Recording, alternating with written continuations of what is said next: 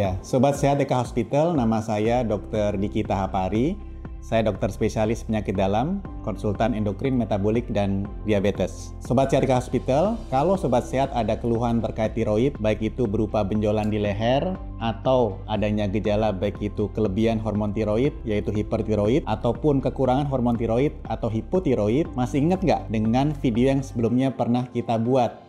Ada video ini, dan ini. Kalau dari video sebelumnya, kita sudah belajar ya sama-sama mengenai peran USG, peran biopsi jarum halus, sampai ada hasilnya.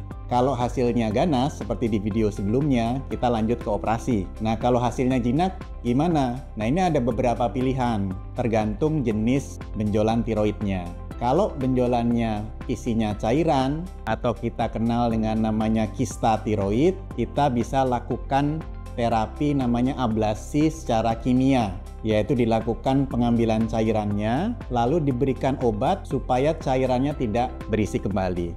Tindakannya sebentar dan tidak perlu masuk ke kamar operasi. Nah, kedua, kalau benjolannya padat gimana? Tindakannya sama sebenarnya, melakukan tindakan ablasi juga, tapi dengan namanya tindakan radiofrekuensi ablasi. Ada alatnya khusus, kita masukkan menggunakan jarum kecil, lalu nanti akan mengecilkan benjolannya dari dalam. Tindakannya biasa dilakukan sekitar 30-45 menit dan tidak perlu dilakukan di kamar operasi.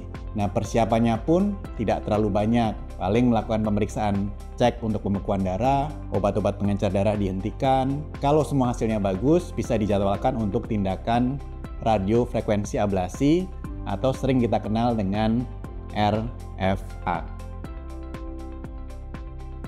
RFA itu adalah singkatan dari radiofrekuensi ablasi, yaitu tindakan ablasi tiroid dengan menggunakan gelombang khusus yang menimbulkan panas di dalam benjolan tiroidnya. Nanti benjolan tiroidnya akan mengecil. Makanya namanya RFA, radiofrekuensi ablasi. Tindakan RFA ini merupakan tindakan alternatif dibandingkan operasi. Jadi hanya dilakukan pada benjolan tiroid yang sudah dipastikan jinak. Caranya memastikan jinak bagaimana?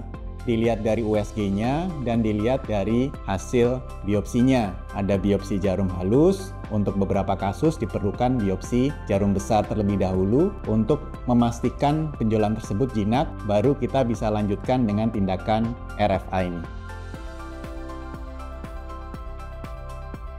Keunggulan dari tindakan RFA ini satu, tidak perlu masuk ke ruangan operasi. Kedua, tindakannya kita bilang minimally invasif karena hanya memasukkan jarum ke dalam benjolan tiroidnya dan tidak memerlukan persiapan yang berat seperti orang yang mau melakukan operasi. Dan berikutnya adalah pada umumnya tidak memerlukan perawatan. Jadi bisa dilakukan dengan sehari one day care.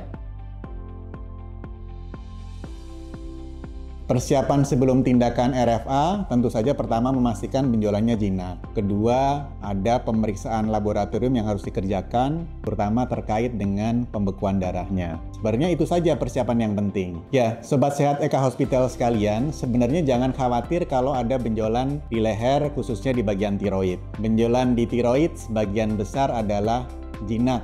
Kalaupun ada sebagian kecil yang ganas, kalau bisa diobati sedini mungkin, hasilnya akan sangat baik. Jadi jangan khawatir, lakukan evaluasi leher secara mandiri.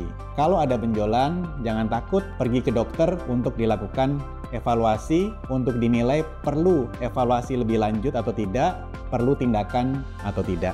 Oke, baik, terima kasih Sobat Eka Hospital. Semoga informasi yang tadi saya berikan bisa memberikan manfaat buat Sobat Sehat semua. Bila ada pertanyaan terkait benjolan tiroid, dapat dituliskan di kolom komentar dan dapat nyalakan lonceng notifikasi untuk video-video edukasi terbaru dari Eka Hospital.